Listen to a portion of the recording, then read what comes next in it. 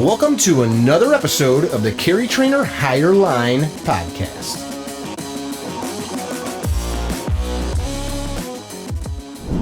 Hey all, welcome to yet another episode of the Higher Line podcast. I was thinking the other day, looking at some goofy ass shit on the internet. Man, we got to get Rob with McDojo Life onto the podcast. And actually, we tried this about a year ago and had a technical glitch. And so now we're circling back. You guys might know this dude and the stuff he puts on the internet, trying to, what would you say? You're trying to out fools and charlatans. Yeah, I guess the concept is I call out fakes, frauds, phonies, con men, and pedophiles in the martial arts industry. Trying to keep martial arts legitimate is my ultimate goal. Just keep martial arts as legitimate as possible without all the hokiness or without all the fraud, extortion, rape, all that crazy stuff that happens to come in the martial arts industry because it's not regulated at all. Do you think it should be? Who would regulate it? I think that it should be self-regulated. I think that in this industry, I think that if you wound up putting a governing body in charge of almost anything, it winds up becoming corrupt. Martial arts is very difficult to regulate in itself because there are so many different standards and styles and so on. So it would be almost impossible to get a representative of every art. But what you can do is you can put out information to educate the general public so that way they don't fall victim on their own because there's so much information readily available. And that's not really a thing yet for some reason. There isn't a lot of information out there in terms of the reality of what the martial arts experience will be, because so many instructors, the only emphasis that they really put on the martial arts industry is, does this work in self-defense? When in reality, statistically, 75% of martial arts students never compete a day in their life. So what that tells us is they don't really want necessarily just to learn how to fight. They're there for other reasons, and those other reasons are really where they get taken advantage of. There are so many instructors out there who can teach a great class, teach you a great choke, teach you how to shoot a firearm, but then again, also rip you off or rape you or be a pedophile. And so these are all the things that I'm not laughing at that. It's as you're saying it, it's like, for me or you, I shouldn't say for you, but for me, it's comical.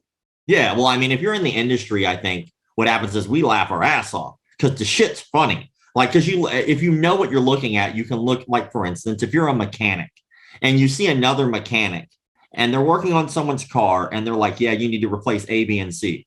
And then you're an educated mechanic. So you look at that and you go, that's bullshit. You don't need to replace any of those things. And you, knowing the information, know that that particular mechanic is just ripping people off. It might be comical to you, right? And so the problem is that most people who join martial arts, we all start somewhere, which is from zero. So it means we know nothing. All we know is what's been on TV. We know, what we saw in movies. And so that's our baseline. If we've never trained before, that's where people get taken advantage of. Was there something like what started? So you've trained martial arts. Well, we talk about that for a little bit. What's your martial arts background, your personal journey? All right. So I started when I was 12 years old. And so I've been in the industry for 25 years of my life. I guess you could say I've run the gamut from being a student as a child to being a student as an adult, being an assistant instructor, owner.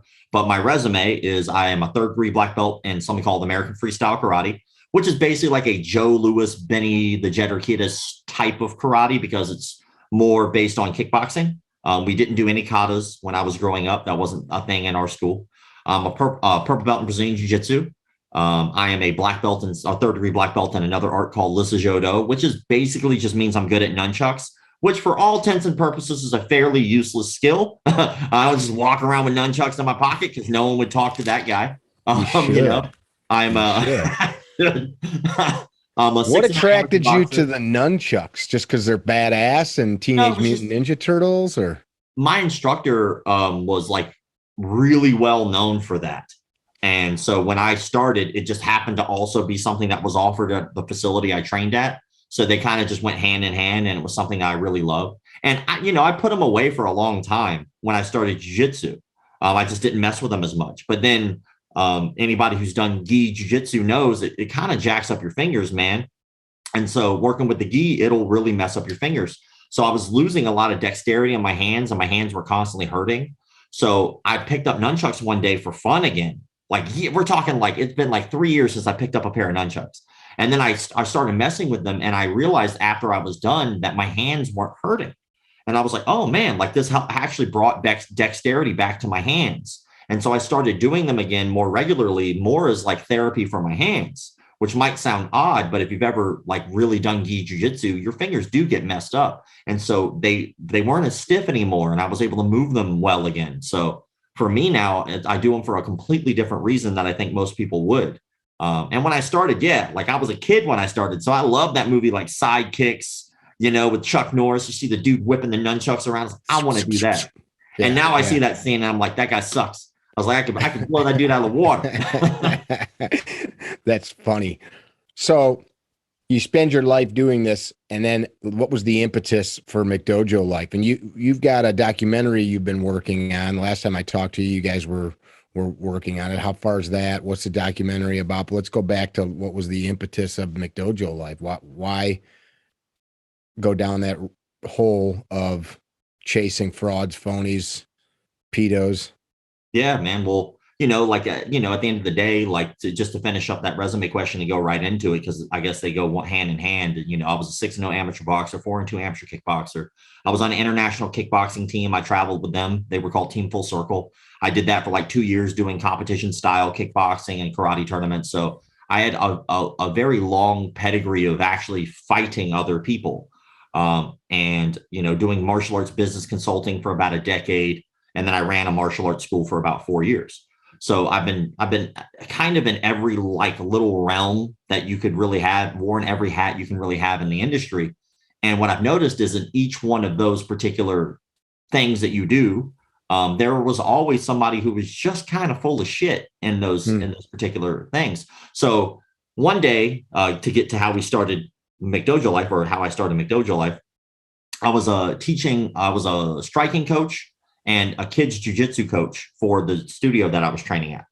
And so I was working the front desk that day at a noon class and just like, handling some back end stuff for the school, phone calls, all that. Right. And then my boss called me. He was like, hey man, I'm not feeling very well. Would you do me a favor? And would you teach this noon class? And I was like, yeah, not a problem. Because the dude never called in sick. So I knew he was. So I taught the noon class. We did like arm bar, triangle choke, transition between the two. And then we sparred for the rest of the class. And then when that was done, we all just kind of stood around chit-chatting because it was noon. So guys are either self-employed or they're like, they don't have to work that day mostly. And so we would just shoot the shit. And then we got on the subject of McDojos. And then everyone left except for one guy. And that one guy, like, it was his second class ever. Like, so he had done the trial class, and then this was his first official class as a student. And he pulled me to the side when I was trying to leave. And he was like, hey, man, I'm a little embarrassed, but when you guys were talking earlier, you were talking about something called a McDojo. He goes, I don't know what that really is. And I was kind of lost. Could you maybe explain that to me? And so I did. I explained to now what has become the basic 5 rules of the page. At that time, it was not as detailed than what it is now, but I gave him the explanation and he asked me a question. He asked me, why doesn't anyone do anything about that? And I thought about it. And I was like, I've been doing martial arts for a while by this time. And I was like, that's a good question. Like, why doesn't anybody do anything about that? And I thought about like the process. So is there anything like that out now? I was like, well, there is Bullshido Forums that was out back then, but it really didn't define what the problem was. It was just a bunch of people bitching and moaning about really stupid things that didn't really matter. Like how long it takes to get a belt or like how much someone would charge. None of that shit matters. That's very subjective. But the things that did matter, no one was talking about. So like there was like a record number of pedophiles in this industry. I could do a story once a week on a different pedophile who got busted in the industry, but no one talks about that because they're too busy bitching that it might take you 3 years to get your black belt in Taekwondo. Sure. Like to me, one of those weighs a little heavier, but yet we would talk more about the belt thing than we talk about the rape and pedophile thing. Right. And so that next day, I could not get that thought out of my mind of what that student said. Why doesn't anybody do anything about that? So I looked into it and I was like, well, in order to fight anything, that's an idea, you have to define it. So I started working on defining it. And that very next day, because I could not sleep, I started McDojo Life because of that student. And what's funny is I don't even remember ever seeing that student again. Like maybe did 1 or 2 classes and then he was gone. But like maybe that moment, an angel. maybe. Hey, what's the 5 tenets? Let me write them down as I go, so that way I don't repeat. But rule number 1 is always the same as pedophiles. No pedophile should be in the martial arts industry. I don't believe pedophiles should be in hardly any industry, but let's just be honest. If they are going to go back into society, they should not be in an industry that is surrounded by children. Right. Like if you're especially a pedophile, especially where you're touching kids and exactly like it's having access to them from a leadership standpoint. Yeah. And you're supposed to be talking to them about discipline and honor and integrity. And none of that comes with being a fucking pedophile. Like it's just go get a job at a bar. Like, you know, I understand people fuck up, people, whatever it is. I don't think there's any excuse for it. But at the end of the day, don't be in an industry that has children in it. You know, be in an industry that only involves adults, because obviously that person has a problem. And to me, an unforgivable one. So pedophiles should not be in the industry. Rule number 2, don't lie about your belt rank or your fight record. Usually the first conversation that you have with a martial arts instructor is their resume. So, which is a question you literally just asked me right off the bat. So that kind of proves the point, is like your resume is the first thing that a new student is going to ask, because they don't know how to ask anything else. So if you're going to lie to them right off the bat with your fight record or your belt rank, you're going to lie about other shit. And you don't really need that in this industry. You need honesty, like sometimes brutal honesty, because you're dealing with things like self-defense, where your life might be on the line and one little nugget of misinformation could get you killed or hurt permanently. Rule number 3 is shady business practices and cult-like behavior. So when it comes to shady business practices, that's pretty much known that if they want to charge you $5,000 a month for your martial arts classes, is that expensive? Well, to me it is. But at the end of the day, if they were honest with you about that, that's not shady. That's just expensive. If they were going to tell me, hey, it's only going to cost you $100 a month, and then every month there's like 50 other additional fees they never told me about, that's shady. So honesty is really what this all boils down to. Now, the cult-like behavior is one of those things that you'll see even in jiu-jitsu. There's a term called the crianche, and it's a very much a jiu-jitsu term. And it was based off of a character in a soap opera who was very shady and sneaky. But most of the time in jiu-jitsu, it applies to, when used in common usage, it applies to somebody who just simply went and trained at another gym. Like, this is a service. I'm paying you money. You provide that service. Whatever I do outside of the school is none of your business. Right. Like, I would never ask my barber if it was okay if I got my haircut somewhere else. I would just go get my haircut, and then I'd come back to the barber I usually go to, because I'm not being a traitor to him. That was just convenient. Knows somebody else had their comb in my hair. Yeah, how dare you? Or like you go to Publix, right? You're like, I'm on my coast or whatever. You go to Publix, and when you go to Publix, they're not like, hey man, we heard that you went to Walmart. You're excommunicated. You got no more Publix privileges. Right. It would never happen, because sane people don't think that way. Cult leaders think that way. And so anytime like a school says you're not allowed to train at another school, you're in a cult, leave. Just that's bar none. They're trying to control you outside of the agreement. You're in a cult, and it doesn't benefit you. It only benefits the leader's ego. So that's culty shit. Rule number 4 is unsafe training practices, which is very simple. Like, if it does not benefit you and it only harms you, that is an unsafe training practice. There are definitely some practices that are more dangerous than others, but the outcome is beneficial to you. That's different. Like, for instance, if you've ever been in a shoot box, or or if you've ever done any live firearms training, that is dangerous, but there are safety measures in place to make sure that the benefits outweigh the risks, to make sure that you don't get your head blown off. So yes, would I call that an unsafe training practice? No. What I would call an unsafe training practice is if you have some jackass standing on the firing range, standing down range of people shooting. That's unsafe. That has absolutely no benefit to you. None. And we see that a lot. Yeah, but in martial arts, you'll see stuff like they'll have students, even young children, stand there while the instructor punches them in the head, because it's conditioning them. You can't condition your brain. All you're doing is harming them. There's no benefit to that whatsoever. That's an unsafe training practice. And then some more horrific things that I've seen that I just won't mention right now unless we dig into it. And then the final thing is no touch knockouts, which is pretty funny, or mislabeling technique. So no touch knockouts are pretty simple. It's just people who believe they have these magical powers, whether it be chi, whether it be the Holy Spirit, whether it be, some type of voodoo magic or some kind of sense that they could project energy into you. That's bullshit. You're not going to knock somebody across the room by looking at them. That's nonsense. But that most people will look at and label as nonsense. The hard part is when you dig into the second half, which is mislabeling technique. Now, mislabeling technique would be just something as simple as going to a cardio kickboxing class, and then the instructor is telling you that they're going to make you into some kind of kickboxing world champion. No, a cardio kickboxing class might help you learn some basic technique. It will. Jab, cross, hook, if you have a good instructor, right? Front kick, round kick. But it's not going to make you a world champion in kickboxing because there are a lot of things that are missing. You're not sparring each other. You're not like working on actual making technique count, timing when it comes to working with somebody else's timing, distancing. None of that really is applying as much because you're just hitting a bag mostly on a cardio kickboxing class. So that's mislabeling. That gives somebody a false sense of confidence, and that alone can get them killed or hurt.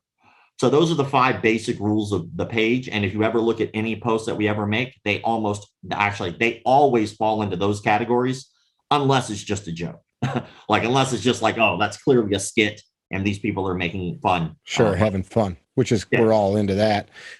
How much pushback do you get from, of course so let's talk about the one touch or no touch knockout people, because that's the funniest shit. I grew up in a Pentecostal church as a kid where, guys would lay hands on people and they'd fall down. Or I one time saw a preacher go like this over a crowd. No shit. I remember as a kid and like hundreds of people, right? So we see these videos of I love it, especially when it's like the fat dude on his back and he like just lifts his foot up a little bit. You just see like a foot come up and like the dude goes flying. You get people contacting you like, fuck you, man. You don't know that it's real. You haven't felt it. Absolutely. I pissed blood for a month after he did it. Life. Every day. Some are funny. Some are sad, because you can tell these people are truly deluded and they've been taken advantage of by a con artist. I get a lot of it with like Systema. So like Systema, from what I've seen, what I've researched, what I've experienced, it's like 90% just bullshit. Like it's just nonsensical. Yeah, it's like dorks that want to like believe in like Jedi mind tricks and shit. Well, and you know what really like kind of has been solidified over the years of hearing people, defend it? Because and don't get me wrong, like if you're going there and you personally are getting something out of the deal and you feel like it's benefiting you in some way, I say go for it, man. Don't let my opinion stop you. But if you're going there specifically with the idea that martial arts system is going to be something that's going to truly benefit you for self-defense, I'm sorry, it's just not. Like, that sucks for you. I'm sorry that that's how you feel. And if you feel like that, that's great. But please don't get into a real altercation because you're going to get like... Mm-hmm. The problem is if you look into Systema's lineage, every branch of Systema, there's a lot of different branches or whatever. They all lead back to somebody who's just mostly full of shit. And then the argument that you almost always get is, oh, well, that's not real Systema. You need to train with so-and-so. Well, why do I need to train with so-and-so if I need to get the real Systema? Like, I never have to do that shit with jiu-jitsu, like Brazilian Jiu-Jitsu. I don't have to go, well, in order for you to know real jiu-jitsu, you need to go to Henzo. And he's the only one that will be able to provide, just pick a black belt in Brazilian Jiu-Jitsu and you'll find real training. That's pretty much as simple as it should be. And so if somebody was like, go train with only so-and-so, this is the only one who knows the real shit, that should tell you something about your system.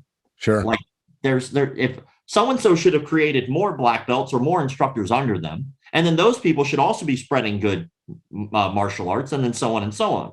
But if I have to go to like 1 or 2 guys on the planet to find the real thing, you should really start questioning how legitimate your system is, you know? It seems like in the shooting sports, I've met guys. There's a dude created a system years ago that was pretty damn hokey.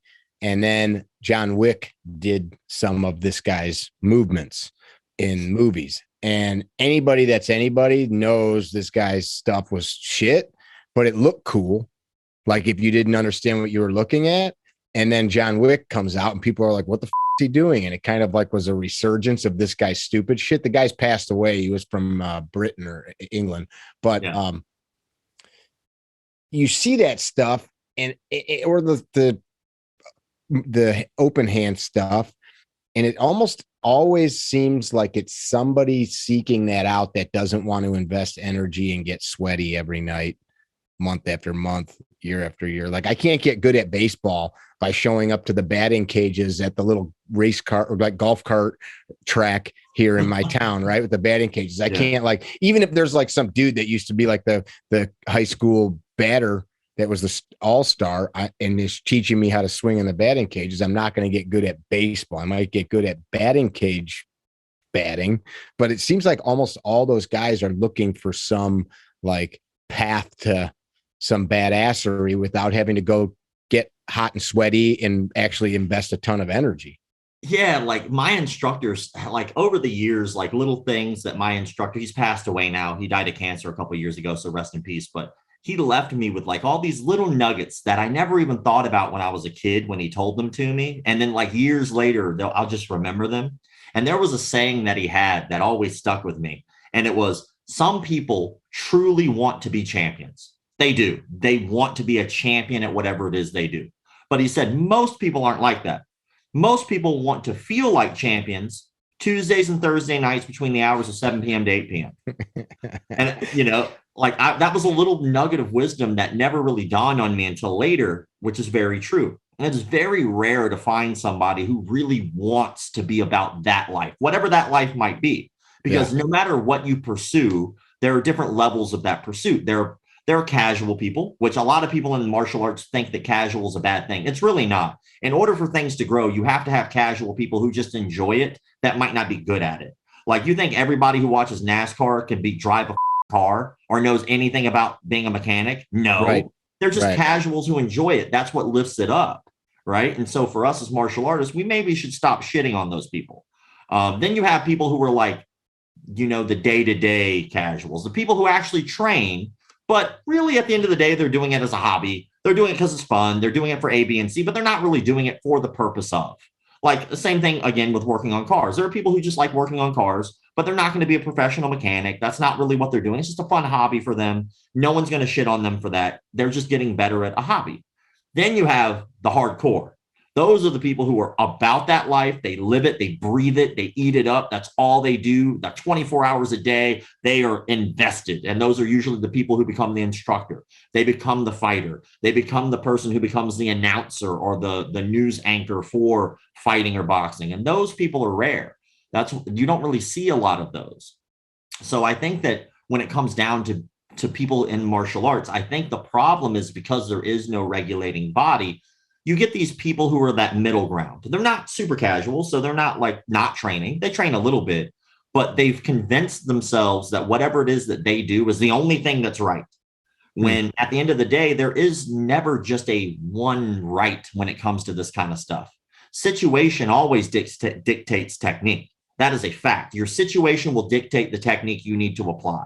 Like if I, for instance, am in a race, on a foot race, I'm not going to start swimming on the ground. That's the wrong technique, right? And what if I was in water, my technique might be perfect, but that doesn't apply here. So I need to make sure that I understand what applies when. So you see people like, again, and I'm not shitting on just Sistema. Like there are probably great martial artists out there. That's the art they're doing right now. What I am doing is I'm saying that that's just an example. I'm sure there are great martial arts practitioners out there who are currently doing Sistema, who are awesome and badass and all that good stuff. Don't let your ego get the best of you on what I said. Right? When it comes down to it is that there are definitely some things that are proven and some that are not. And I think that what we should do is we should just be realistic about what our expectations are out of what we're doing. Again, if you're doing cardio kickboxing, that's awesome. Lose that weight, enjoy that class, have that good time. But don't lie to yourself that you're going to be a pro fighter because you only do cardio kickboxing. Sure. It's important that we're realistic about our expectations. And there's nothing wrong with whatever it is you're doing. You know, the strange thing is, I like some of your analogies. I've got handfuls of friends that have made it to like level of UFC, WEC, things like that. I've got one of our striking coaches was the national Muay Thai heavyweight champ, Bryce Frank. So like, bring your weird shit and go stand in front of Bryce or, somebody like that, just with gloves on for fun. And like no malice, no anger, no like try to validate or prove yourself, and just, attempt just in a sparring situation, friendly Saturday morning in a gym, and just attempt and see how those things go. I mean, there's so many videos of that stuff on the internet, like XYZ art goes against Muay Thai fighter, or XYZ fighter goes against a purple belt in jiu-jitsu. And you just see over and over again that people get crushed. And the argument I hear is, well, what happened before those arts existed, or what happened before, like jiu-jitsu, for example. People have been grabbing people in certain ways for thousands of years and just applying different names to it. Like, I'm sure people did rear naked chokes in Greece or in Iran or in freaking the American Southwest, right? I'm sure some indigenous people here were rear naked choking each other. That would be a great movie, by the way. Like, if there was just like some white dude in like the South, like during like the cowboy times, who's like your typical John Wayne, but it's a martial arts movie. Like, I'd be all about that. Not like kung fu shit where it's like, the dude is like learned and he's trained from the masters, but just some dude who just happens to know a couple things like guillotine, rear naked choke, front kick, nothing major, but in the South, I'd be all about it. That'd be interesting. I like it. Instead of like this style of boxing. Yeah, man. I want to see some like, he's bouncing around a little bit. He's got good head movement. It's like, I'll meet you outside at noon. He's like, that we're fighting now. He's the guy in the face, Why would I want to get shot? That would suck. But what you said earlier is actually a huge part of it. It's a really interesting phenomenon. And all of us in one way, shape, or another might experience this. It's called cognitive dissonance. And imagine we're walking on a road and I've believed something my entire life from the time I was a child all the way until I reached this crossroads. And then I come to a crossroads, and on the left-hand side of the road is honest to good. Actually, I'm sorry. Scratch that. Walking down the road, we get to the crossroads, and there's a person there standing at the crossroads. And without a doubt, proves your belief is 100% wrong. Just proves it. There is no doubt. There is no room for argument. It is just simply wrong. Now, you have a choice. If you go down the path to the left, you go down a path of having to believe that new truth, the real honest truth, right? But in order to do so, to go down that path, you have to give up your friends and your family and all the things that you've ever believed in up to that point. And also you have to start walking a different path. You no longer can just go through life the same way you did before. You have to change everything. Or you go down the right and just keep believing your lie. Ignore the truth and keep going that way. That's that whole red pill, blue pill situation, right? Mm-hmm. So that happens. It happens a lot. Sometimes it happens with little stupid shit. Like we've been singing a song a certain way our entire life, and then all of a sudden we read the lyrics and we're like, oh, well, I was just wrong. Yeah, right? I love that. Yeah, most people will just change what they say. They'll be like, all right, well, this doesn't affect anything else in my life by just changing how I say this and now saying it correctly. But with cults, it doesn't work that way. Cults involve a lot of different things that make that decision much heavier. They are now you're involving excommunication. So you're no longer going to be allowed to go back to that particular cult because they will just kick you out. So that means with that, most cults like isolation. They like to be able to make sure that you are now involved 24/7 with this. These are your friends. This is now your quote unquote family. This is now your mentor. But you would have to give all of that up and start anew if you believed the truth. And so that's how a lot of these people get taken advantage of, because for us on the outside looking into cults, we look at them like cults because we didn't go through all the steps to get to that belief structure. We never started off believing it. But if you walked in, and here's an example of people getting taken advantage of in the same similar way. If you went to a mechanic and you said, hey, my car's not working, and the mechanic looked at you and said, oh, you need to fix A, B, and C, most of us would not even blink. We'd be pissed that we had to pay the bill, but we would just trust that the mechanic is telling us the truth. And then we would just believe that lie and continue to take the car back to the same mechanic, even if those are not the actual issues of the car. But we're looking at the mechanic as the expert. We are not. We do not know shit about cars. So when the mechanic comes to us, people who are uneducated about cars anyway, and the mechanic says fix A, B, and C, we just hand over the credit card and we move on with life, even though we were blatantly taken advantage of. But to us, we don't know we were taking advantage of. We're coming from a place of ignorance and trust. I trust you as my mechanic to fix this without ripping me off, even if I am. Well, when it comes to martial arts, we have to remember that as well, or any skill. When you come to a skill fresh with no previous knowledge, usually you wind up believing what the person says right off the bat. So we don't start off with no touch knockouts. If I'm that instructor, I start off with the same shit you're going to learn any other place on a free trial class. Front kick, maybe a break fall, a block of some kind or a submission, but you're not going to learn the no touch stuff right off the bat. I'm going to brainwash you over a long period of time to get your trust. Technically in the business, we call it know, like, and trust, but I'm going to brainwash you over a long period of time and then trickle in those ideas, those little nuggets, those little things to make you kind of have to make decisions along the way. Once I have you, it's done. Like, look at, for example, the Bujinkan. Bujinkan is probably my favorite cult because none of the people in that cult believe they're in a cult. But except Where's everyone it located? Bujinkan is an organization, so it's all over the world. Okay. But it's like, I guess technically it would be considered Budo Taijitsu. Okay. But for everyone else to not get into like a long rant on what exactly they teach, basically you can just say ninjutsu for anybody else out there in layman's terms. I knew a painter that did ninjutsu that tried that shit on me. How'd that go? I remember him holding me one time. I was about 19, 18. He was holding me by my lat. He did like this palm striking in my lat and grabbed some like fucking energy line on me. And I was supposed to, I don't know, shit my pants or fall down or something. I'm like, oh, you're fucking pinching me. Get off of me. That was it. He's trying it harder. I forgot what he called that move. It was stupid though. Yeah, like there's a lot of that. The craziest thing about that organization, the reason I brought them up. What is it called again? I'm looking them up just so I can read about it later. Bujinkan. Okay. But that particular organization has this thing called the Saki test. So Bujinkan has up to 15-degree black belts. So I know what you're thinking. That's weird because it is, right? Clearly, that's just a ridiculous thing. Most arts, they go up to 10. Bujinkan eventually was like, nah, we're going to do 12. And then they decided to do 15. It would not surprise me if they eventually switched to 20. And then the followers would just blindly continue to pay their money and do it anyway. But the Saki test is a very strange test that you have to do in order to become, like, I guess you can say, an instructor. And you don't do this test until you go to your 5th-degree black belt test. Dang. So imagine, like, you've never done this particular test. You've heard about it here and there, right? But I have all the way up until you get to a 5th degree to convince you that this is something that you need to do. So, like, again, this is not day one you learn to do the Saki test, right? You're not ready. You're not prepared. We have to get you there, that kind of thing, right? So I have all this time to brainwash you by the time you get there.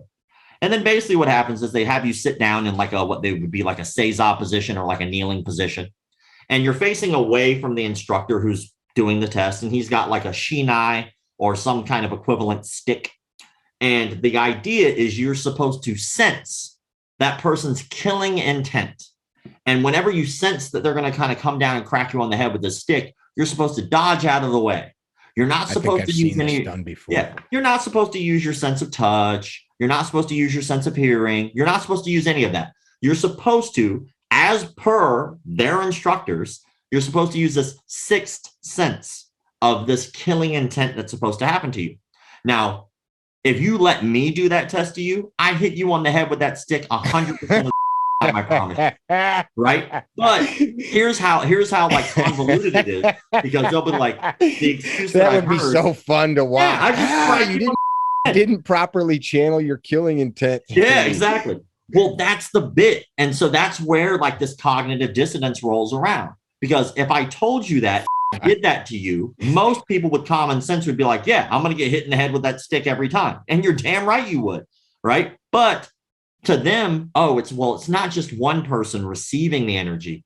also the person who's doing the test has to put out that energy. So you're not allowed to demonstrate. You're not allowed to do the test on anyone else because you're not prepared. You don't know how. And that's like bullshit, right? It's 100% bullshit answer, right? But at the end of the day, they eat that shit up all day long. Oh, well, you can't do it because you're not going to do it properly. Like, no one's going to do it properly. The guy doing the test is just making it up, but they cannot process that. And then they always have like, have you ever had that feeling like someone's watching you? Like, well, I mean, I guess we've all had that feeling, right? But I've also been wrong more than I've ever been right. You know what I'm saying? Like that. How many times have we ignored that feeling? Or how many times have we, oh, I heard something. Let me go look. Oh, something doesn't feel right. Let me call so-and-so. Something doesn't feel right. Let me look at something for a little longer. There's just a little shadow over there. I feel like somebody's watching me. Let me study it. You've been wrong way more times than you've ever been right. That doesn't mean that when you've been right that you have the magical ability. It just means you had a punch. It's not something that you can develop. You're not Miss Cleo, right? I'm sorry. I can't call you now for your free reading. You're not going to be able to tell me the future, right? And so it's just amazing how these people do get brainwashed by this. And to them, this is the cognitive dissonance. There was nothing I could say, nothing I could do, and nothing I could show that would prove to those people that they're just crazy people. There's nothing. They are involved in the cult. They are 100%. And that should tell you something. If you can't be given proof or you can't put something to the test and you still believe something, no matter what the outcome of the evidence, that should tell you something about your personal belief structure. And you should start really second guessing whatever that is. Mm-hmm. You know, your mentor. What if your mentor said something and you were like, that's bullshit? I would hope that you would be able to talk to your mentor and say, hey, man, I know you said this, but me and you both know that's a lie. And if they explained it, yeah, I lied, then you'd be like, oh, well, at least I can still respect you because you did it for a reason. But if they were like, no, it's true, and you both know it's bullshit, you should start second guessing. You should be able to question your leaders.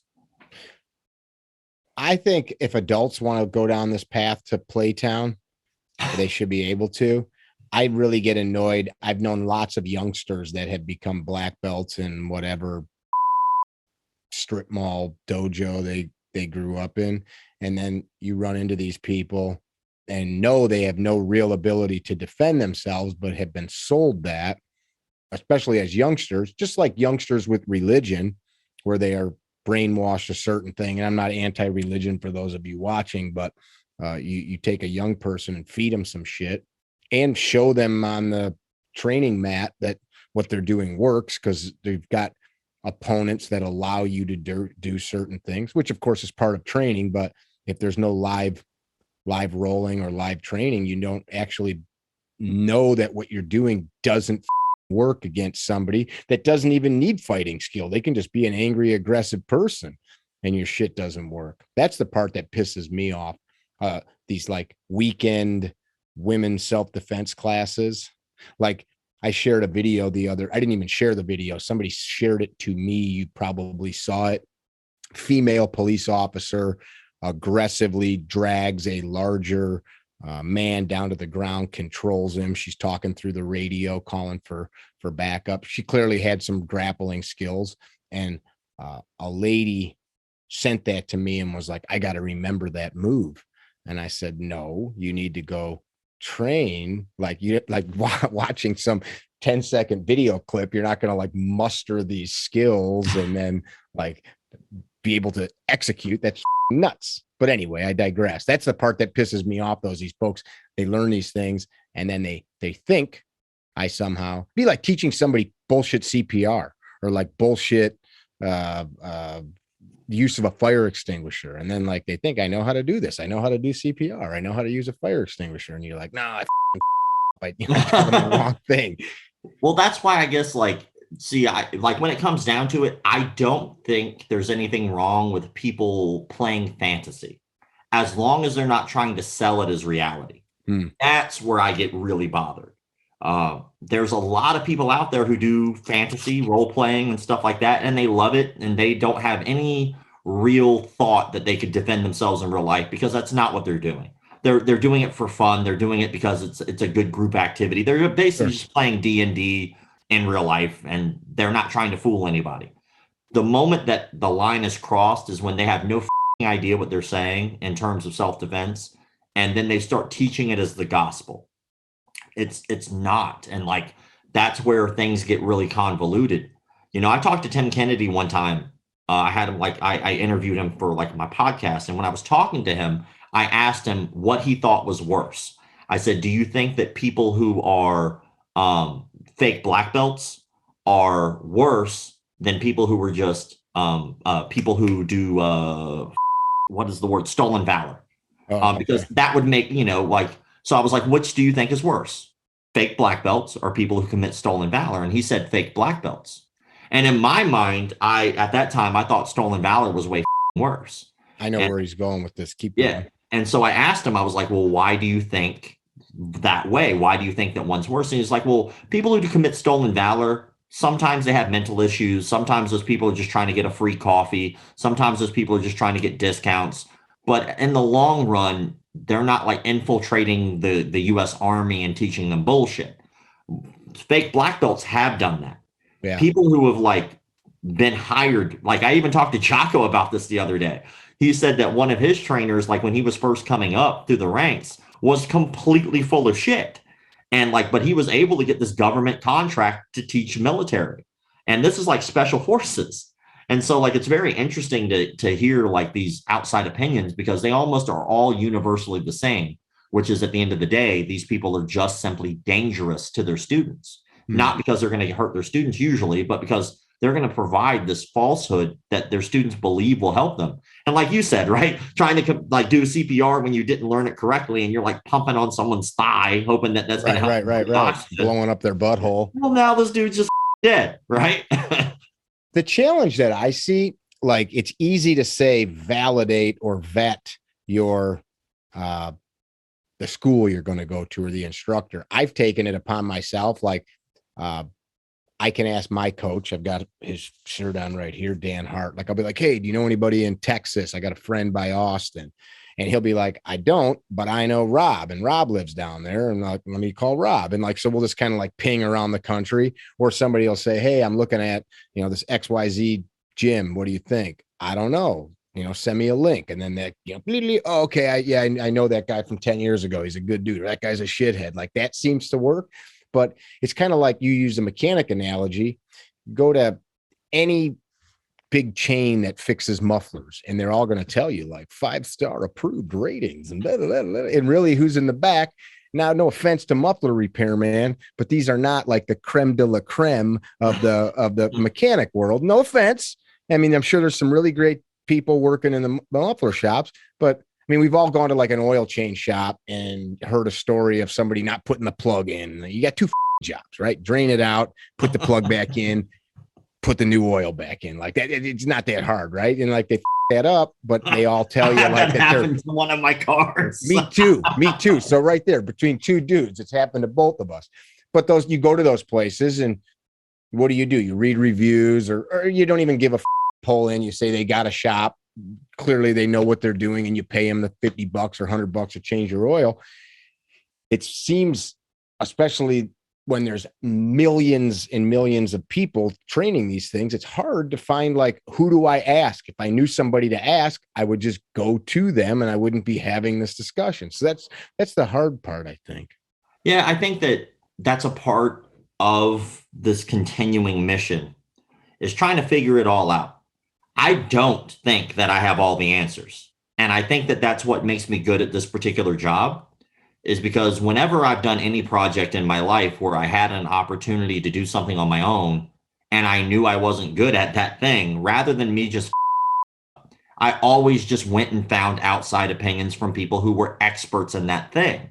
Mm-hmm. And martial arts, you could be an expert in one thing, but that doesn't make you an expert in something else. For instance, you might be a Brazilian Jiu-Jitsu black belt, but that does not mean you know anything about teaching somebody about the sword.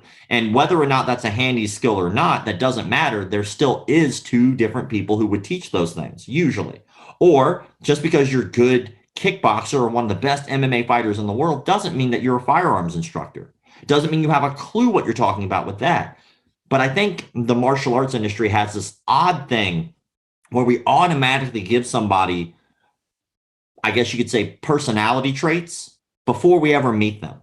So like we give people honor and integrity and respect, and we assume that they have all of these traits when we just met them because they simply have a piece of black cloth around their waist. People are just people. So in order to make sure that there is some type of evolution here with the brand and with helping people understand, I think eventually where it's leading to for me is trying to educate the masses as we're already doing, but also try to get it so that way there is a website or a source where there might not be just one opinion on something, but several different opinions, and allow people to make their own decisions. And that's a trick. And you can't do that with just reviews. The reviews don't necessarily do that. Reviews typically reflect the experience of the individual. And usually what happens is over a long period of time, you get enough experiences from individuals that will give you some type of information. But the problem is that doesn't also provide you with facts. Usually, for instance, there have been plenty of times where there's been a martial arts school that has 5-star reviews on everything. And then a month later, we find out that that guy was a pedophile. Like, okay, well, those reviews didn't necessarily reflect the truth because there wasn't information about this guy's history, because he never himself, even if a previously convicted pedophile, he might not necessarily be left on a sex offender registry over a long period of time. He might have taken a plea deal, which, like with, for instance, there's a guy named David Arnbeck. Like if you look on his reviews, most of his reviews are really good. But that guy molested a 15-year-old girl in his home, and he pled guilty to that. But because of the type of plea deal that he took, he wasn't put on a sex offender registry. But he pled guilty to raping like molesting, we'll say it that, molesting this 15-year-old girl in his home.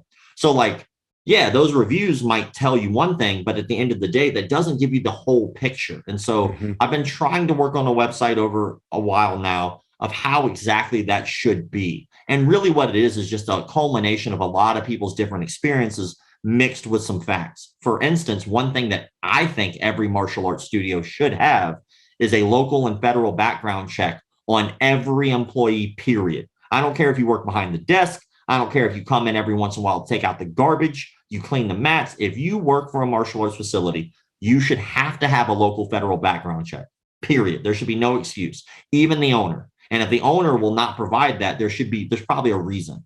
There's probably a reason that's not out there, you know? I would agree with that. I mean, you can't even get a freaking job driving a bus without that. Like if you're going to be putting hands on children and being a mentor and a leader to them, then yeah, I think that's definitely something that's legitimate.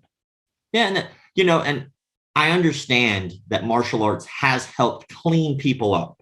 Like, for instance, Robert Downey Jr. is probably one of the more famous examples of somebody who was an extreme addict, drugs, alcohol, really wrecking his life, you know, and like he's a famous case, but he started taking Wing Chun Kung Fu. Now, whatever you feel about Wing Chun Kung Fu, this was an outlet for that man to be able to use in a way, I'm sure, along with a lot of other resources to kind of clean him up a little bit. So it shows like an example of like that guy, if we ran a background check on him and he was an instructor, you'd be like, holy like this guy has done. But at the end of the day, what it really should show is like, if he's honest with you, like, hey, I myself had a shady past.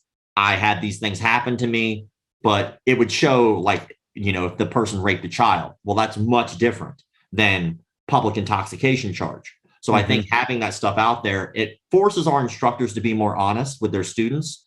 And it also should show that most instructors out there are just people. We all make mistakes. We all mess up. We all have histories and pasts. There's probably everybody who's ever listened to this podcast probably has some shit that they've done that they regret. And at the end of the day, that's okay. The honesty is what's needed in order to be a good instructor. You just have to be honest with your students. Even if you've had a bad history, hell, I would respect someone a more if they were coming to me from a place of knowledge. If they went, you know what, man, I noticed that you've been coming to the class and you've been smelling like alcohol. I was like, you know, because that might be a conversation that an instructor might have to make with a student, because that obviously is going to create an issue. It's like, look, man, I myself struggle with alcoholism. I had those issues. I can help you. That I would respect that, because you know for a fact at that point with a background check that this person had legal trouble because of alcohol. They can come to you from a place of knowledge. So I'm not shitting on people who've had shady pasts who use martial arts to help them. I think that that's a good thing. Like, hey, man, we all have shit. It helps you out. You're now a better person because of it. But it also weeds out things like pedophilia. Like, okay, well, that's much different. That's a much different conversation. Mm-hmm. Now a parent knows and they don't just put their kid in. I think you bring up a point. I'm a huge advocate of personal responsibility. My kids are older now. My granddaughter's going to be 2 coming up. I would tell my daughter, hey, if you're going to take her to a karate dojo or wherever, ask them to see these things, right? I would expect before I went to my daycare or drop my kid off, I'm going to walk in and look around and make sure that they've got the plaques on the wall from the state and the city and all that shit, certifying them to do the thing. But I think too often we assume, right? We assume like, oh, you got this place, you must know what you're doing. I don't want to sound like an idiot and ask questions. And we just like make assumptions, right? Yeah. You take your dog to the groomer. You don't know if the person in the back is freaking high on crack. You just leave your beloved pet with strangers. You know what I mean? But like you wouldn't just, but we assume things. I think people kind of goes hand in hand with self-defense. Like we talk about awareness and making good choices and all that, yet we walk right into these spaces and just hand over the freedom of thought and assume that the people that were, it's kind of like getting on an airplane. I assume the pilot came here ready to like do a good job today, and there's not a goddamn thing I can do about it once I put my ass in the seat, right?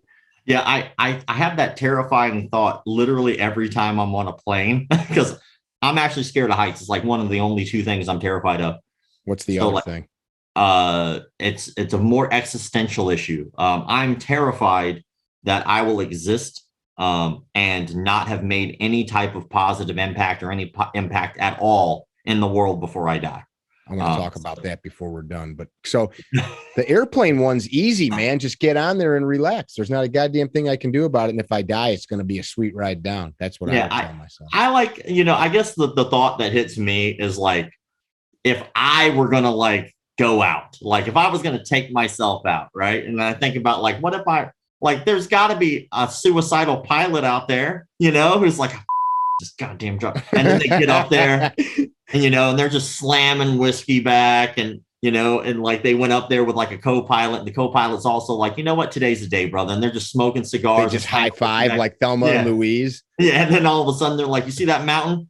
I wonder how fast we can go before we hit it. And then just, and then me in the back going, why? Just let me off. Just kill yourself, job, not Rob. me. You just gave a bunch of pilots some ideas. God, I hope not. Especially if I'm on the plane. Just check. So the only 2 things you're scared of is that. That's it. And dying without leaving a meaningful impact on the world around you. Absolutely. So how do we quantify the meaningful impact? At what point will you be able to check that box so that you can release that fear? Absolutely never. Like, I don't think that that's possible. That seems like a strange thing to hold on to, friend. Yeah, it's hey man, I'm not sitting on the couch or anything, but when it comes down to what if here we just like thought for a second, like if that never comes, you're gonna die anyway. So either you like have a choice. Let me blow this out. You have a choice to either identify what that mark will be or let it go. Well, I don't know. Like I don't think it's that easy. I think that when it comes down to it, I think that also is something that drives me. So it's not necessarily something I want to get rid of. Oh, you want it there. So like, I don't think that it's a problem. I think that there are certain things that we have in life that are fears, whether they be phobias or whether they just be something that we can actually control, that are healthy for you. Like when I'm cooking, I'm not terrified of the stove, but I don't around with the stove and treat it with disrespect because I know what's going to happen. Finger into the flames and shit. Like I'm just going to burn myself. So like, there's a little healthy fear there that you might burn yourself so you don't act like a moron. And I think that that's okay to do with certain things. I think that those things keep you alive. Like for instance, they're like whenever I used to get ready for fights, like being in the fighter's area or wrapping my hands, like those would be those moments where you have all that like self-doubt and shit like that. And that never really, I was never scared, but I was always prepared. I was always like, okay, well, I understand that my adrenaline is going. That's not necessarily a reaction I'm controlling. That's my body doing that. It's telling me, hey, you're about to have to need this adrenaline because there's going to be a person on the other side of a ring that's going to try to rip your face off. right? And so you might not be scared, but you're like ready, you're pumped. And so I think that that's something that is not necessarily a bad thing. Sometimes you need that in your body to just be like, hey, sure you want to do this thing, right? Because shit's about to get crazy. But like, yeah, I kind of want it. Let's do this, you know? I dig that. I saw it's how you what you attach to that concern, whether it be negative or positive, and you allow that, or if you allow that to do negative things to you. Like Yeah, if you're not sleeping at night because you're waking up like, man, I got to make an impact. That would be healthy. No, I don't sleep because I got sleep apnea. That's different. I'm working on that too.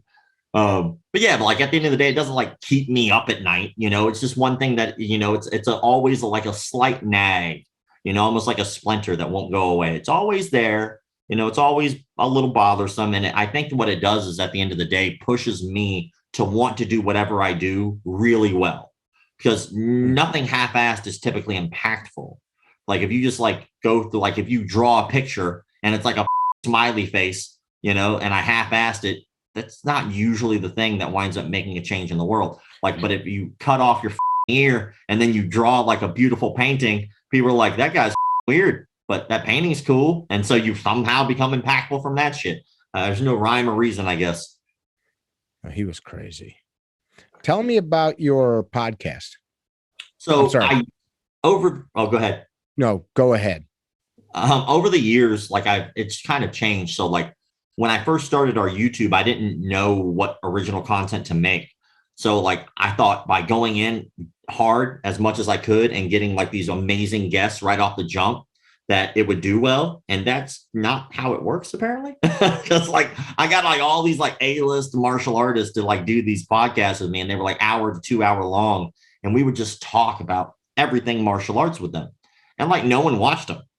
So then I was like, all right, well, that blows. So now I switched it over and I started doing more like content for like breakdown. So I would like show something that's bullshit, explain why it is, and explain maybe a better way to do it, or kind of dive into who these people are and what their thought processes are.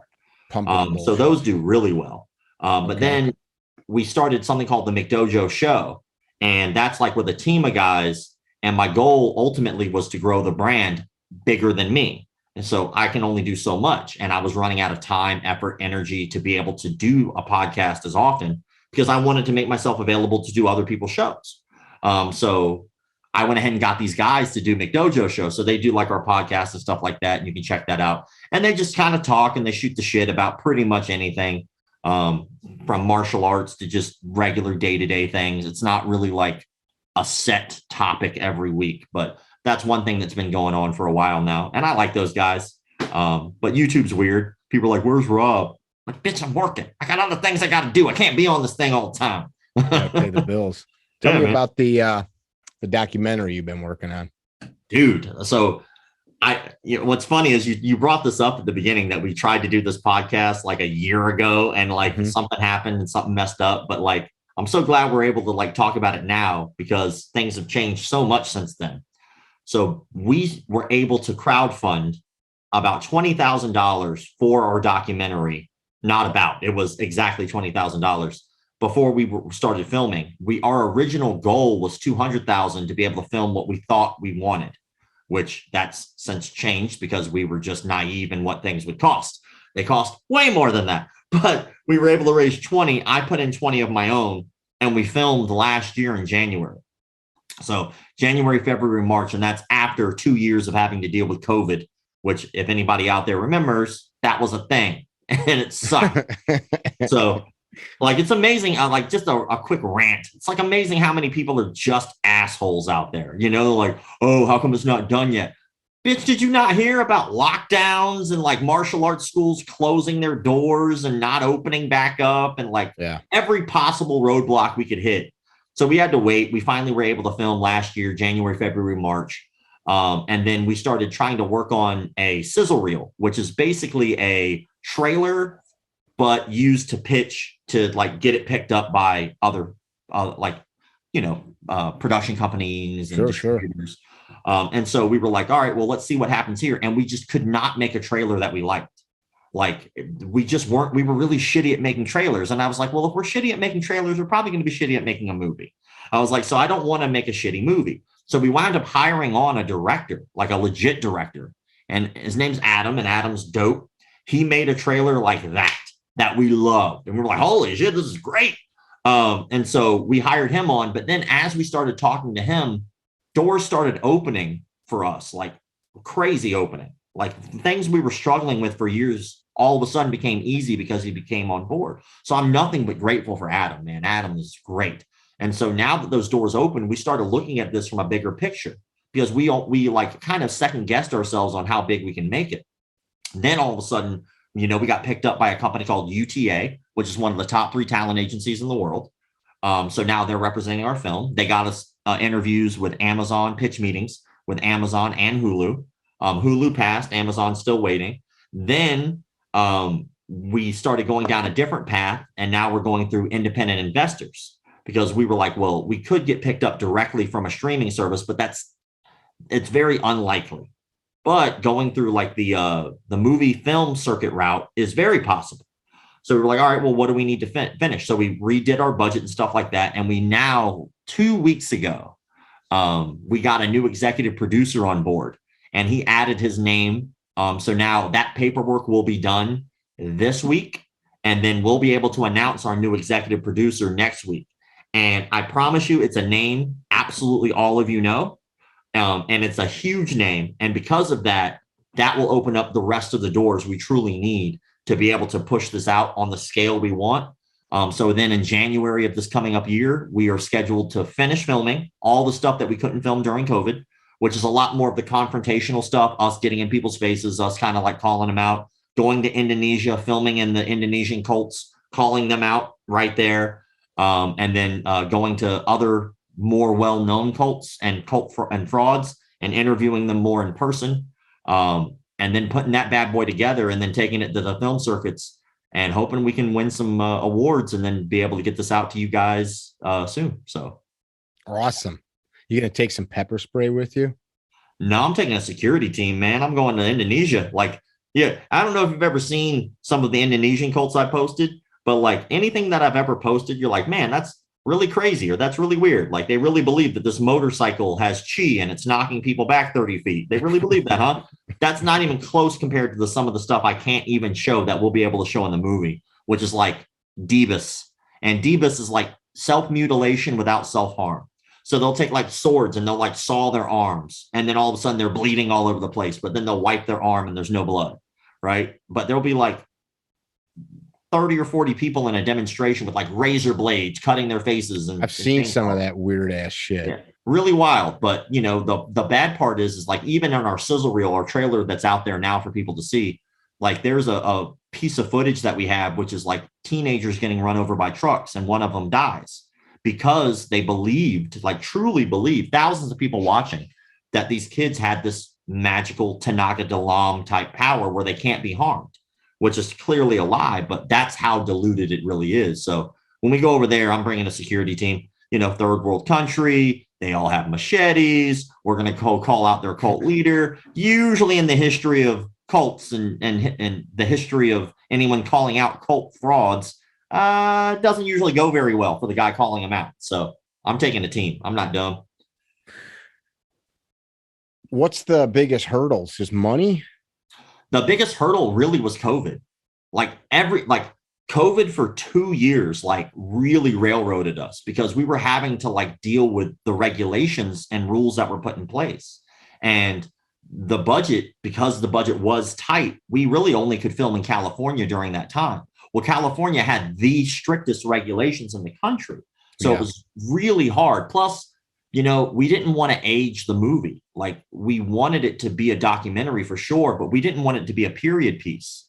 We wanted it to be a piece about like these issues that are still happening today and affecting us today, and us filming. And if everybody's wearing masks in every one of our shots, one, that makes for dog shit audio, but two, it also ages your film and it puts it in a position where it's only going to be relevant for like this small period of time. Yeah. And considering that it's never been done before, ever, we wanted to make something that was like timeless, like something that people could watch and it would still apply 10, 15, 20 years from now. If they were about to go into a martial arts school or thinking about doing it, they could watch our film and get an idea of things to look for, things to look out for, and all of the things in between. Knowing that you're a little bit of time away from this, what are some of those things people can look out for, can pay attention to? I know we've kind of covered some, but I want to make sure we give people some good facts and figures. And well, there's a couple things like right off the bat that I personally look for. So like, let's say, for instance, you're going to get your child into a martial arts program, right? If you're going to get your kid into a martial arts program, step one really is to find out a tangible goal. Like you need a tangible goal, something that can actually be achieved. And statistically, and we know these facts because of things like Rainmaker, Perfect Mind, Mind Body, and all of these other martial arts gym softwares for bill management, we know that the average person usually drops out at about a year. So most people, anyone ever who joins martial arts, if you've lasted more than a year, you're doing better than almost anyone who's ever joined martial arts. So if you're going to get your kid involved, just understand they're probably going to want to quit in about a year. That's not just because they're kids, but that's just because of the nature of the game. Like for whatever reasons, even adults drop out at about that time. So what goal can you help your child achieve in a year? If that, that's step number one. Make it tangible, make it something that you or them can reach. Step two, don't project your personal bullshit onto your kids. Like that's a good surefire way for your kid never to want to do martial arts. If your only goal is to try to get your 5-year-old to become this champion MMA fighter, first of all, you're delusional as shit. But second of all, what is the goal for this 5-year-old? Are they really getting into that many fights at school that they need to learn how to armbar another 5-year-old? I doubt it, unless you're just raised a little asshole, but I don't know y'all's personal life, so make it tangible and make it something they want. No one watches episode 5 of season 7 of a show that sucked ass on the pilot episode. No one does that. Why? Because we're like anybody else. If it's not entertaining and fun for us, we probably don't want to do it. So children are that times 10. Make it so it's something that's fun. For instance, if you want your child to be good at self-defense, right? You're like, I'm going to put him in jiu-jitsu. And your kid goes to that trial class and hates it. You might want to try another art. It's okay if they do Taekwondo for a bit, if they love it. Because now they're going to practice it. Now they're going to want to go. Now they're not going to fight you. Now it's a real tool as well, because if they're not doing good in school, their grades or their behavior is slipping. Now you have something you can remove from the equation, right? And you say, hey, you have to earn this now. Like this are the rules. But if they don't want to go in the first place, you're really just wasting your time and money. Like you're shoving it down their throat. That's not for them. Make them develop a passion. Then after they develop the passion for it, then later on, hey, you did Taekwondo for a little while, contract's up. Do you want to try jiu-jitsu again? Okay, we'll try it. And then if it doesn't work out, go do something else. But them caring about it is going to make them good at it. Same thing with anything else. You're not good at something you don't practice. Sure. That makes good sense.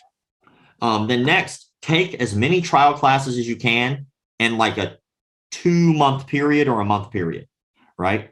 They're going to all those same deals. I promise you, as someone who does business consulting for martial arts schools, all those same deals that they're going to give you on your first day, I promise they'll give them to you on your second, third day. I promise you, they'll still be there. The same deal. All right. They'll tell you it won't be, it will be. All right. So take as many trial classes as you can. Go to different styles, go to different arts, go to different gyms, and space it out. See what floats your boat. Yeah, space it out about every 2 days, especially if you're an adult going. You want to give your body time to heal. If you've been lazy and you go to like a jiu-jitsu program, you might need a day or two to heal. And that way it doesn't affect your thoughts on another art because your body just simply can't keep up. So give yourself a little time. I usually suggest about 2 free trial classes a week. That's Monday on a Thursday, on like a Monday, on a Saturday, whatever the case may be. Spread it out so that way you're not dying sore. And that way you can actually enjoy it. Then after you've gone to these trial classes, write a list. Hey, I like this one because of this. I like this one because of this. This instructor was really good, but I really like this curriculum, all that shit. And then just pick one. They're going to help me meet my personal goals or your child's goals within a year. They're going to help you because it's fun. You're going to want to go, or your child's going to want to go. And it meets some type of a price point that's reasonable for you. that once you do that, then you will most likely stay with martial arts a lot longer than a year. Very pragmatic. I like it. I mean, those same things you should apply to really anything. Yeah. When it comes to, people always ask that same question. They're like, what's the best style?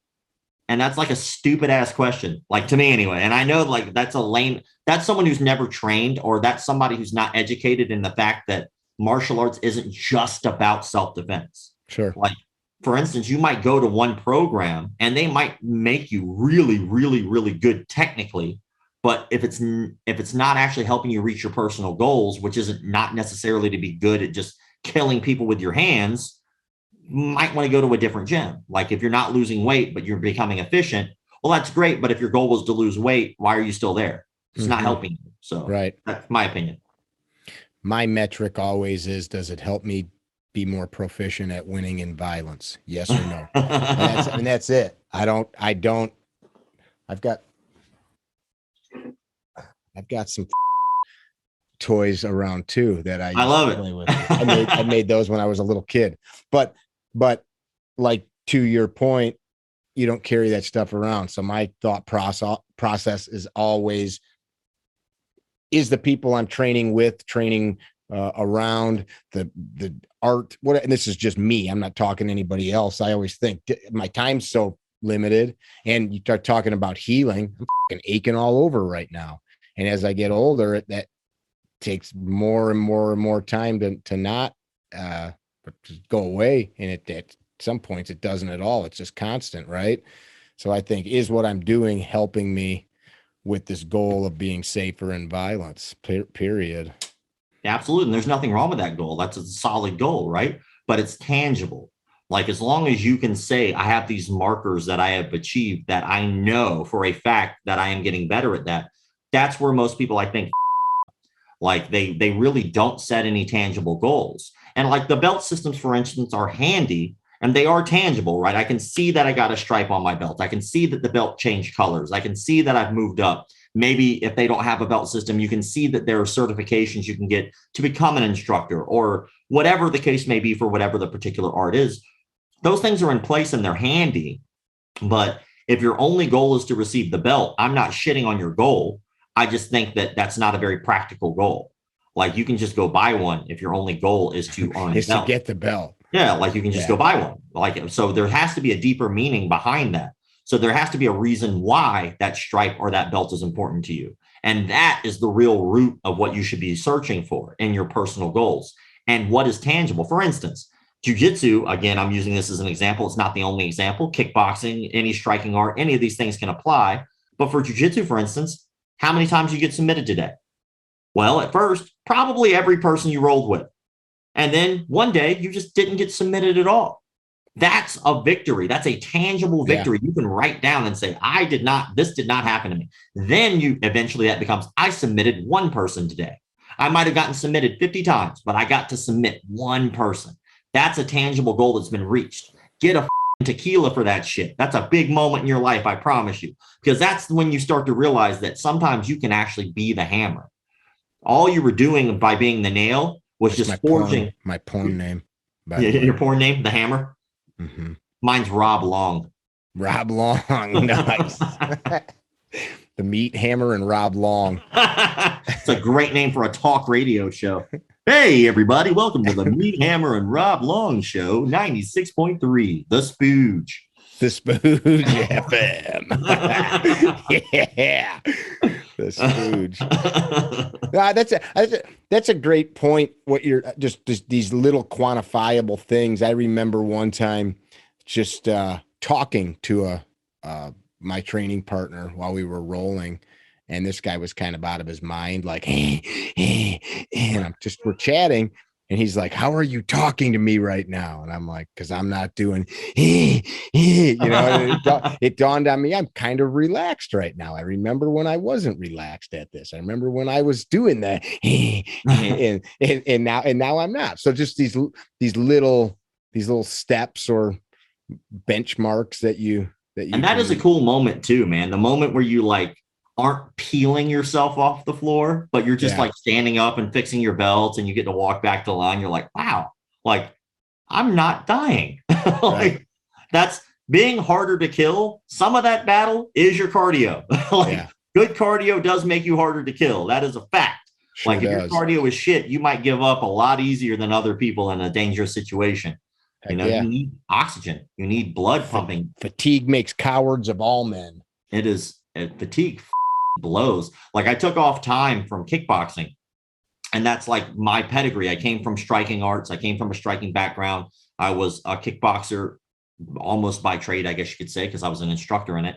And then I took a little time off to work on my jiu-jitsu. And then when I came back to kickboxing, that was the first thing that I noticed wasn't there readily available was my cardio. The gas tank had diminished. Yeah, because it's a different cardio. Like working jiu-jitsu is a much different cardio than running down the road. They're not the same. You're dealing a lot more with like isometrics and jiu-jitsu, where you find yourself like squeezing muscle groups that don't need to be squeezed. And then eventually you start to learn, oh, that muscle's not necessary. I don't need to overwork that one. I need to reserve that because all I really need to do is a slight movement here. You know, I don't need to like try to like Toriando pass and just run left and right to try to pass the guard. I can just relax. And once I feel that movement of the shift of the knee, now I can pass more casual. Where like kickboxing, it's very much like a nice, constant, relaxed breathing, almost like how you should when you're running. Like when you're running, you don't hyperventilate yourself. Nice, slow, purposeful breathing, followed by whenever you're striking, breathing out. And every art does that, whether it be by blowing out air or like some arts do like a Kia. I'd never do that shit because I think it's stupid. But like every art has a different version of blowing out some air as you're striking, because you're twisting your rib cage and you're causing a compression. So if you're trying to breathe in while twisting, you're fighting yourself and you become more tired. So all of that stuff kind of like comes back to you after a while. But when you leave, then you come back and you forget some of those things that used to be second nature. I don't know. I beat up myself. I'm like, you run. Like every time I get hit, it's my fault. I always think that way. You get hit, my fault. I get hit, my fault. I hit you, still my fault, but I like it. You know? Yeah. I like that. I think that's correct. Yeah. You didn't do your job. Jiu-jitsu is the same thing, man. Like you get submitted, that was your fault. Yeah. I'm always blown away just going back to the McDojo thing, right? Just bring it back to that. Is that so many people in the industry, when it comes to the business side of martial arts, their business plan is blame the other guy. It's like the dumbest thing in the world. We as martial artists, when we get our black belts, usually like to be proud of who we got our black belt under. The lineage matters. So if you got your black belt under Renzo, you say, I'm a black belt under Renzo Gracie, and people wear that like a badge of honor. But whenever it comes time to learn the business side of things, they don't have a mentor and they never wanted to learn it. They never try to learn the business side of things, and they assume that they could just do it, which is the equivalent of all the people we make fun of who come into the dojo off the street and say, I want to become an MMA fighter. All right, that's cool. How long have you been training? I'm from the streets. I'll take any of y'all out. And we all laugh our ass off of that guy because we know he's full of shit, right? But then when people start a martial arts school, they do the opposite. They become that guy. Oh, right. The art will sell itself. I don't need to learn anything about marketing or lead generation or sign up rates. I don't need to learn that. Contracts do. Like, how do you expect to be good without technique? Everything is technique. So if you don't know any techniques whatsoever, why would you think you'd be good at that? Yeah. But the business side of that, they'll be like, oh, that guy across the street, he's a McDojo. He charges too much. That's a stupid ass argument. Why do you even give a shit what the guy across the street is doing if you're doing good? Like, oh, he just gives away black belts. How do you know? Like maybe they might get their black belt sooner, but that's also a stupid argument in martial arts. BJ Penn got his black belt in jiu-jitsu in like 3 years, right? So what you're saying, that guy over there, because he got his black belt in 3 years, isn't the equivalent?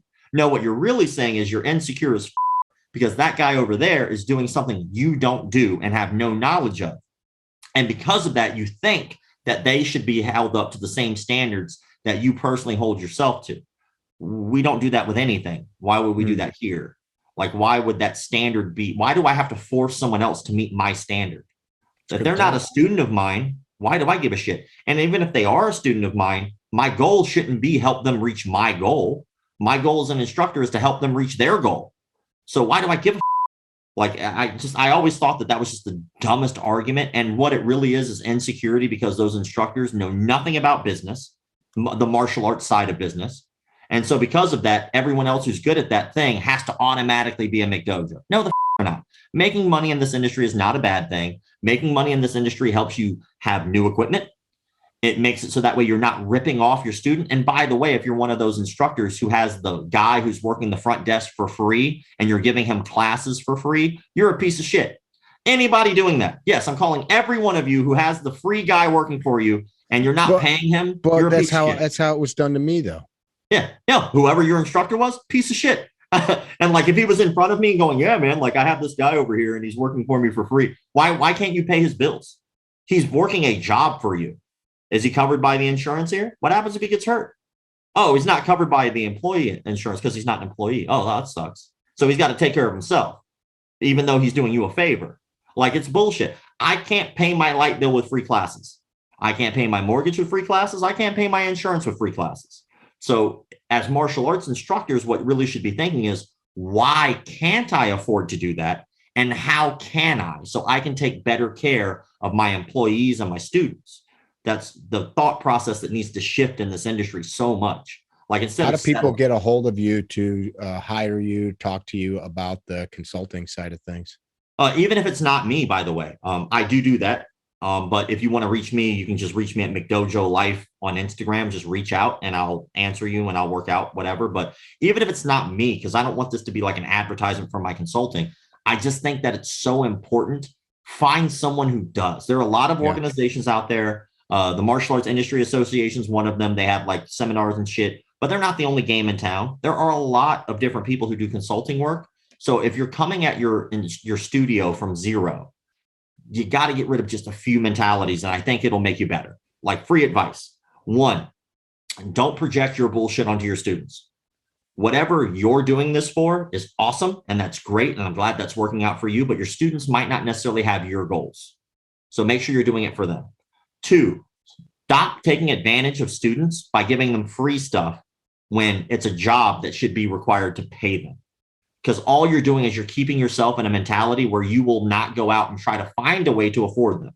So you're just going to keep yourself at a lower pay grade. You're going to keep yourself in a position where you can't reach more students, where you can't provide the things that are needed for them, like newer equipment.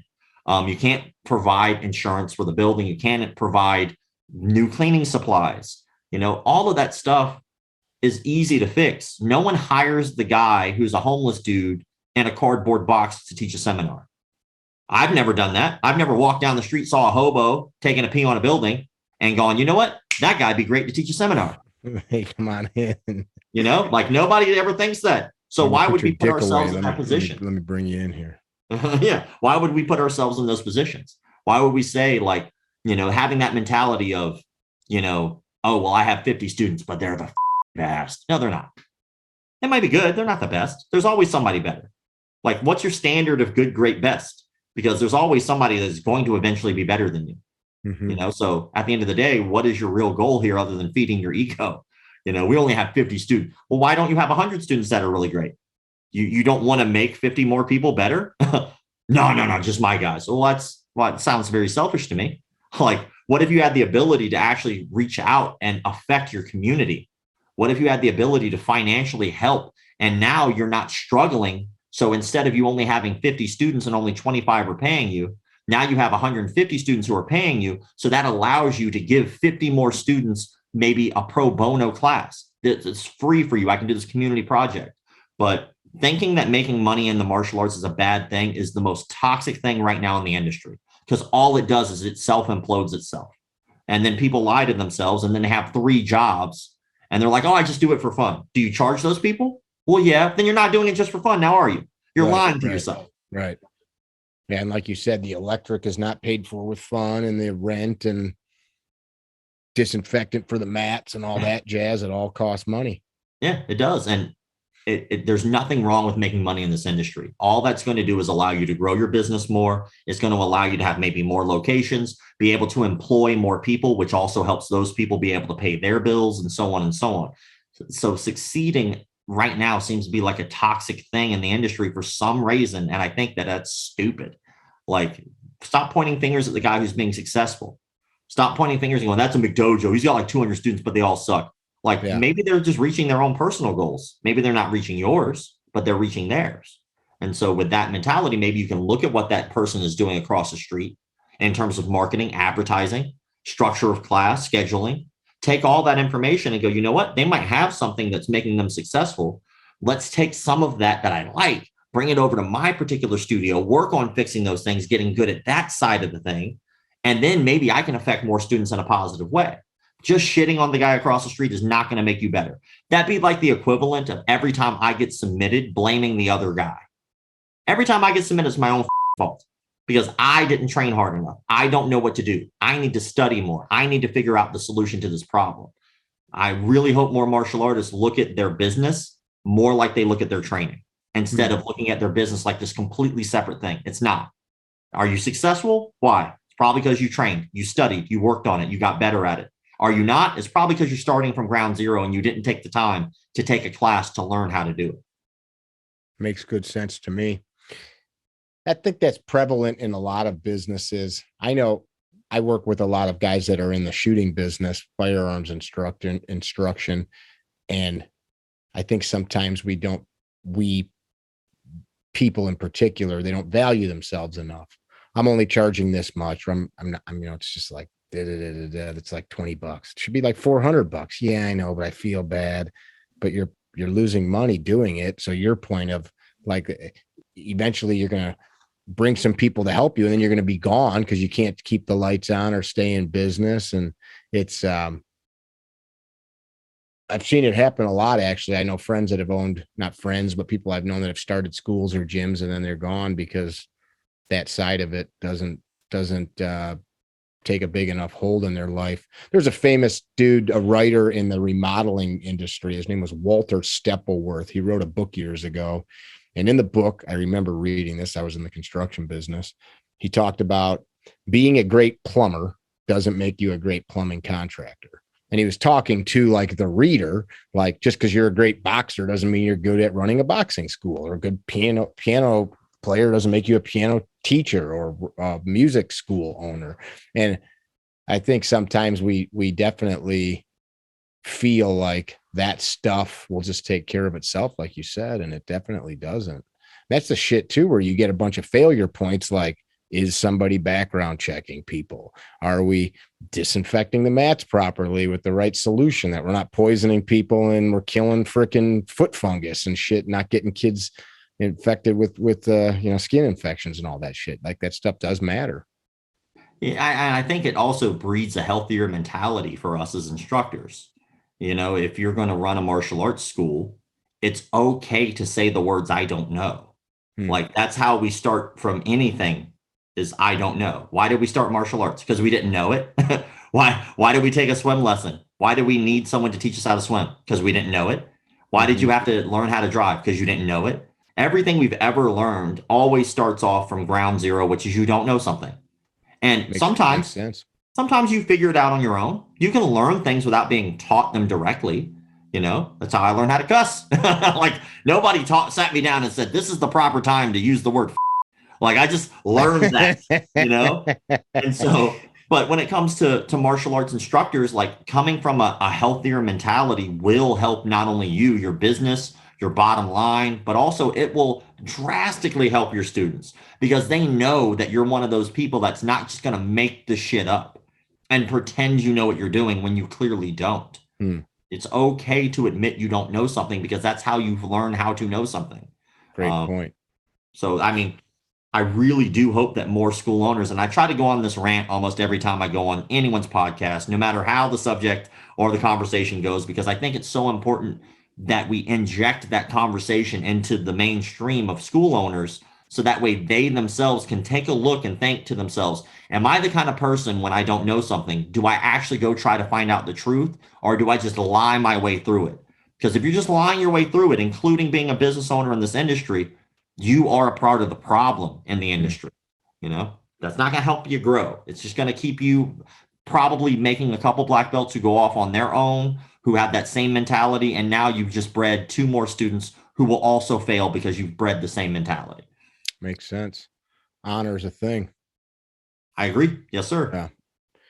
I appreciate you spending the time to chat, man. I ask everybody that comes and visits with us, what would you leave people with? if they never crossed your path, if they never meet you in person, what would you leave them with? Ask questions. That's it. Just ask questions. No matter what situation you're in, it's always okay to ask questions.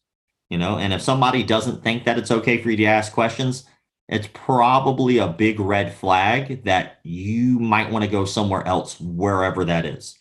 Like it's just how we grow as human beings is by asking questions. If you go to a martial arts school, you should have a ton of questions. Is everybody locally and federally background checked? No? Okay, well, that's good for me to know, because you might have Captain Rapey over there assisting with classes and he might diddle my kid, or Rapey. If you're a school owner, are you asking questions? Are you as an owner going, you know what? How do I get more students? Have I ever looked into it? Have I ever tried? How do I keep my existing student base? Well, have I ever looked into it? Have I ever tried?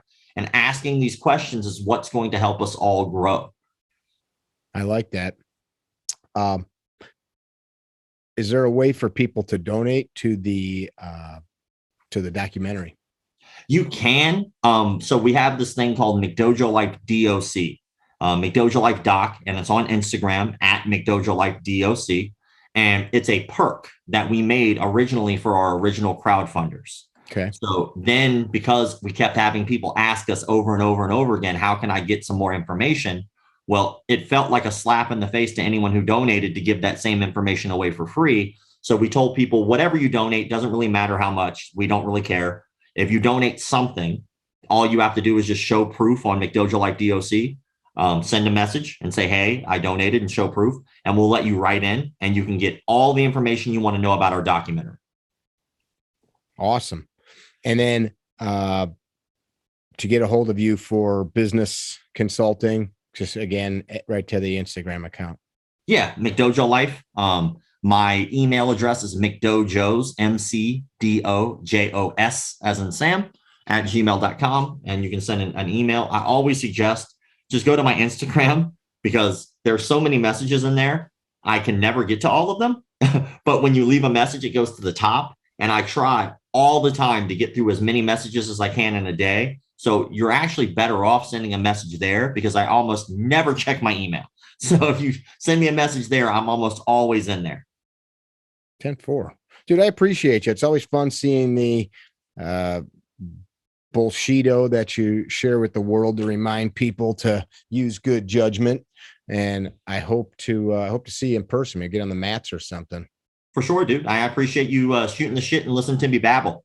I'm going to break you, though. Maybe. I'm fragile. I bruise like a peach. I see you. I was told that. Actually, they said your nickname was The Peach. What's that even mean, Rob? Yeah, that was my other porn name. I don't really like to talk about that. That was The Peach. It was when I was fluffing. It was like right at the beginning of the career. You guys that have watched or listened, depending on the platform that you're watching on, go follow him for sure. The content it's comical, but remember, the big picture is helping shed light on the idiocy and the charlatans that fill this space. And when it comes down to people trying to learn something to protect themselves, you can't have bullshit in that space. In fact, a lot of times you're creating people that end up doing more harm than good. So check that stuff out.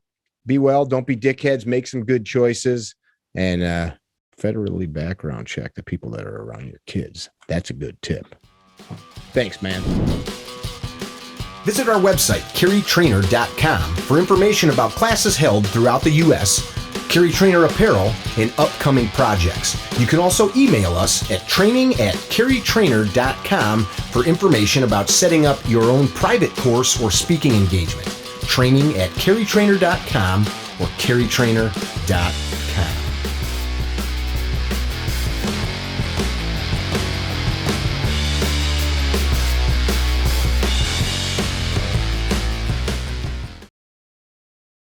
I said I got me some gunfighter gun law. Gunfighter gun law, baby. Gunfighter gun, oh, no more gunfighter blues. Made in the USA. Amazing lubricity. 100% synthetic, baby. So it's gonna last you longer. CarryTrainer.com and order yourself some gunfighter gun or gunfighter lube to get rid of your gunfighter blues. I said go on and order yourself some gunfighter lube. Take my